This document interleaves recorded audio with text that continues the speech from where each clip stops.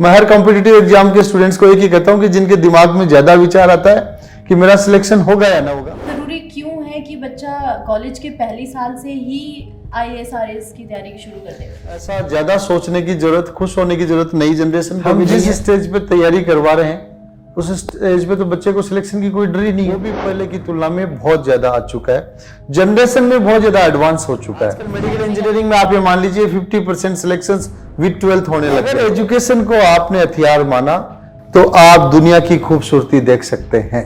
जैसा कि कहते हैं कि एक लीडर बनने के लिए हमें सेल्फ अवेयरनेस की जरूरत होती है, तो कॉलेज दुनिया के एक इनिशिएट में जिसमें हम थॉट्स ऑन एजुकेशन कहते हैं। आज हमारे साथ प्रिंस कॉलेज के चेयरमैन सर हैं डॉक्टर पीयूष सुंडा सर। Hello sir. नमस्कार सर, पहले तो मैं आपका बहुत बहुत शुक्रिया अदा करना चाहती हूँ हमें इस प्लेटफॉर्म को एक अपना बहुत ही वैल्यूएबल टाइम देने के लिए। सर, मैं जानना चाहती हूँ कि आपकी एजुकेशन सेक्टर की तरफ क्या एक जर्नी रही है, हमारी ऑडियंस को थोड़ा उसके बारे में बताएं। मैं बताना चाहूँगा मैम, जर्नी लंबी है, starting from the primary school, then moving for CBSE school, then college education, then for competitions, then post graduation. लंबी जर्नी है। It started in 1997 and right now we are in 2023.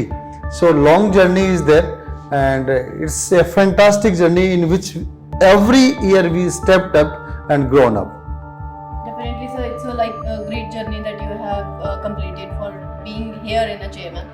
तो sir, इसी के साथ मैं जानना चाहती हूँ कि हर एक लीडर का एक अपना अपना स्टाइल होता है और एक एक अपनी डेफिनेशन होती है फॉर द लीडरशिप। तो आपकी क्या डेफिनेशन है लीडरशिप की और आप अपने एक लीडरशिप स्टाइल को किस तरीके से हमारी ऑडियंस के सामने रखना चाहते हैं? हर लीडर की अपनी अपनी क्वालिटी होती है और मैं मानता हूँ कि उसको अपनी क्वालिटी पे ही जीना चाहिए, न कि किसी दूसरे को देखकर।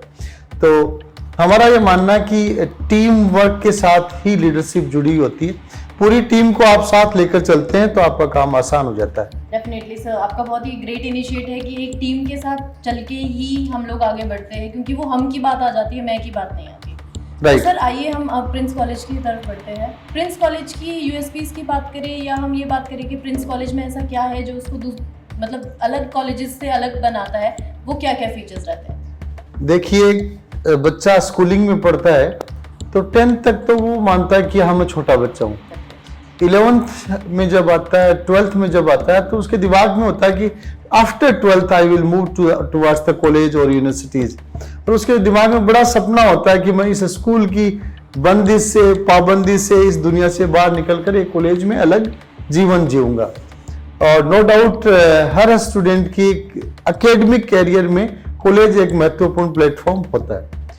आजकल बहुत सारे प्रोफेशनल कोर्सेज भी चल रहे हैं जिनमें बच्चे medical engineering, CLAT, JET, ICRC, इन सब में बच्चे मूव कर रहे हैं, NDA वगैरह। लेकिन अभी भी मोस्ट ऑफ द स्टूडेंट्स, बड़ा बल्क एकेडमिक ग्रेजुएशन करता है, BSc, BA, BCom, either honours और इन एकेडमिक्स इन प्रोग्रामिंग। और उस सिंपल ग्रेजुएशन के दौरान हम देखते हैं कि अक्सर बच्चा ये मानता है कि 3 साल तो मेरे पास है, 3 साल मैं मौज मस्ती करूंगा, उसके बाद मैं कोई कंपटीशन की तैयारी करूंगा। और ऐसी स्थिति होती है तो आपको पता है, प्रोफेशनल कोर्सेज से आने वाले बच्चे अपने प्रोफेशनल कोर्स में इतना तैयार होके आते हैं कि वो फॉर्मल ग्रेजुएशन वाले बच्चों को बहुत ज्यादा लीड कर जाते हैं। इसलिए हमने नया कॉन्सेप्ट शुरू किया कि 12वीं के बाद 3 वर्ष में केवल डिग्री ही क्यों, अब degree plus competition means class 12th के बाद फर्स्ट ईयर से ही आप IAS, RAS और SSC CGL इनकी तैयारी करवाने वाला विद कॉलेज। जैसे स्कूलिंग में 11th 12th फाउंडेशन, कोचिंग में 11th 12th फाउंडेशन होता है, 6 to 10 प्री फाउंडेशन होता है, जहां एक ही प्लेटफॉर्म पे बच्चा सारा पढ़ाई करता है। वैसे विद कॉलेज फर्स्ट ईयर से ही बच्चा, राजस्थान ही नहीं देश का एकमात्र कॉलेज प्रिंस कॉलेज है जिसमें कॉलेज फर्स्ट ईयर से ही बच्चा IAS, RAS और SSC CGL की तैयारी करता है। ये हमारी सबसे बड़ी USP है। डेफिनेटली सर, ये बहुत ही ग्रेट इनिशिएट लिया है प्रिंस कॉलेज ने। तो सर, इसी के साथ मैं आपसे ये जानना चाहती हूँ, ये ज़रूरी क्यों है कि बच्चा कॉलेज के पहली साल से ही IAS RAS की तैयारी शुरू कर दे? देखिए, सिविल सर्विसेज है वो देश की सबसे प्रतिष्ठित एग्जाम है। 700, 800, 1000 सीटें होती हैं, कई लाखों एक्सपीरियंस होते हैं। मेडिकल और इंजीनियरिंग की तैयारी करने में 10, 12, 20 लाख तक कैंडिडेट्स होते हैं। 55,000 इन ईच, मेडिकल में 55,000, इंजीनियरिंग में सीटें हैं। और तैयारी करने वाले जैसे इंजीनियरिंग में 10-12 लाख होंगे, मेडिकल में 20-22 लाख होंगे, जबकि यूपीएससी सीएससी सिविल सर्विसेज में केवल 700 से 1000 के बीच में सीट आती है। आजकल मेडिकल इंजीनियरिंग में आप ये मान लीजिए 50% सिलेक्शंस विद 12th होने लग गए हैं, क्योंकि बच्चा पहले से तैयारी कर रहा है। इसी में करेंगे तो विद ग्रेजुएशन होंगे ना सिलेक्शन।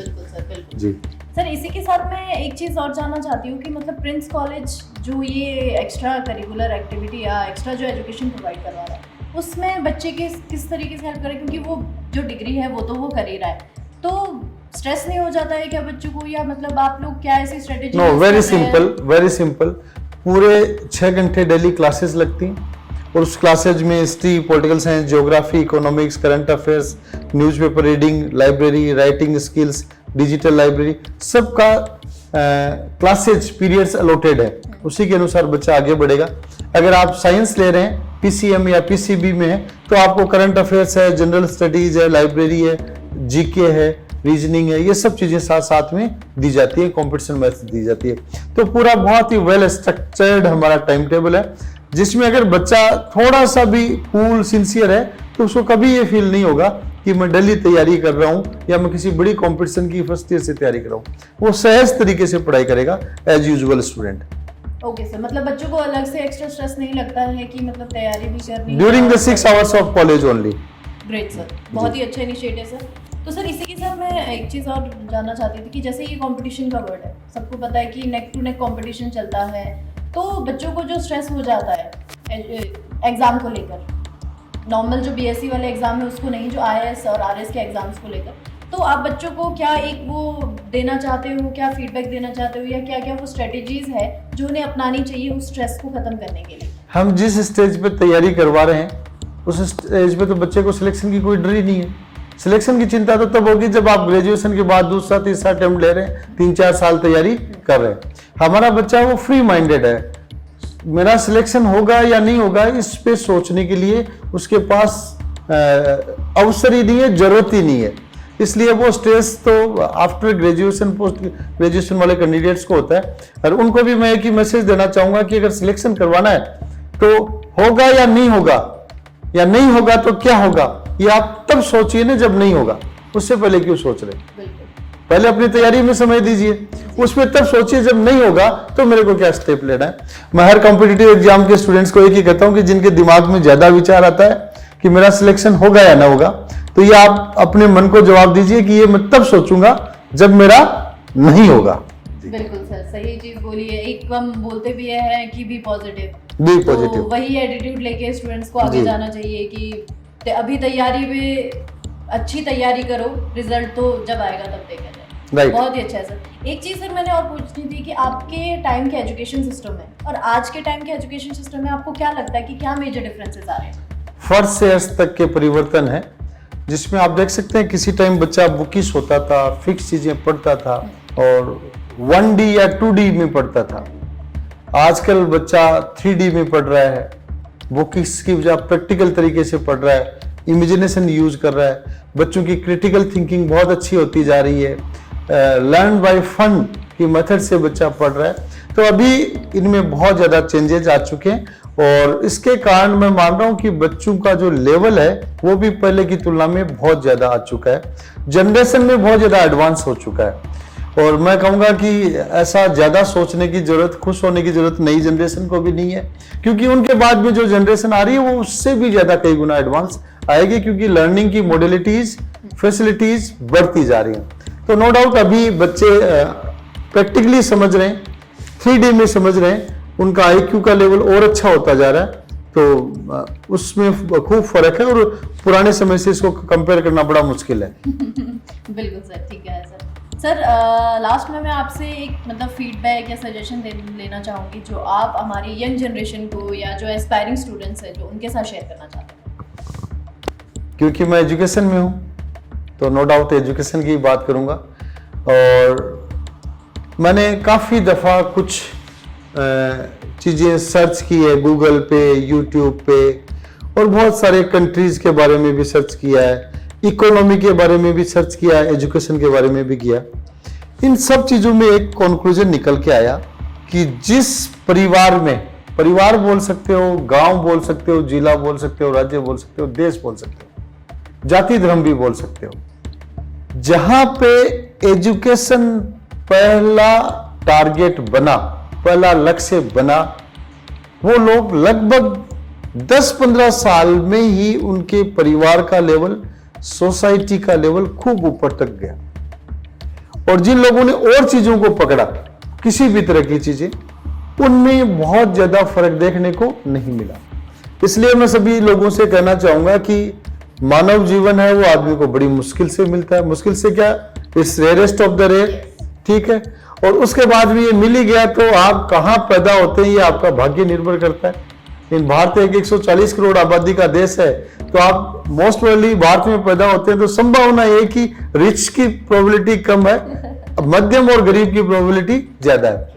आप किसी भी वर्ग में पैदा हो, अगर एजुकेशन को आपने हथियार माना, 5, 10, 15 साल इसके ऊपर बहुत अच्छी मेहनत की, इसके अनुसार अपने आप को डेडिकेटेड किया, तो आप दुनिया की खूबसूरती देख सकते हैं। सर आखिर में मैं आपसे कुछ चंद शब्द हमारे, मतलब मैं कह सकती हूँ कि हमारी कंपनी, हमारी वेबसाइट के लिए, कॉलेज दुनिया के लिए मैं कुछ आपसे फीडबैक लेना चाहती हूँ कि आपको कैसा लगता है कॉलेज दुनिया के साथ टाई अप करके, काम करके। collegedunia.com वेब है, उससे मेरा संपर्क शायद 3 साल पहले हुआ था, और पहले भी हमने इस वेबसाइट के माध्यम से प्रमोशन किए हैं। और प्रमोशन नो डाउट जरूरी है कि जब तक कोई जानेगा ही नहीं कि कॉलेज फर्स्ट ईयर से यूपीएससी की तैयारी होती है तो आएगा कहाँ से, जानेगा तभी तो आएगा। क्योंकि सर बहुत ही रेयर सी चीज है जी, जाननी तो जरूरी है। डेफिनेटली आपकी वेब है वो एक class specific, class in the sense कक्षा है ना, एक एज ग्रुप एजुकेशन स्पेसिफिक बहुत अच्छा काम कर रही है, और उसके माध्यम से बहुत लोगों को जागरूकता भी मिल रही है। आपका आइडिया यूनिक है, मैं आपको अच्छे भविष्य की शुभकामनाएं देता हूँ। बहुत बहुत शुक्रिया सर, बहुत बहुत शुक्रिया आपके थॉट्स देने के लिए, एजुकेशन पे, अपने कॉलेज के बारे में बताने के लिए और कॉलेज दुनिया के लिए फीडबैक के लिए। बहुत बहुत शुक्रिया सर। Thank you.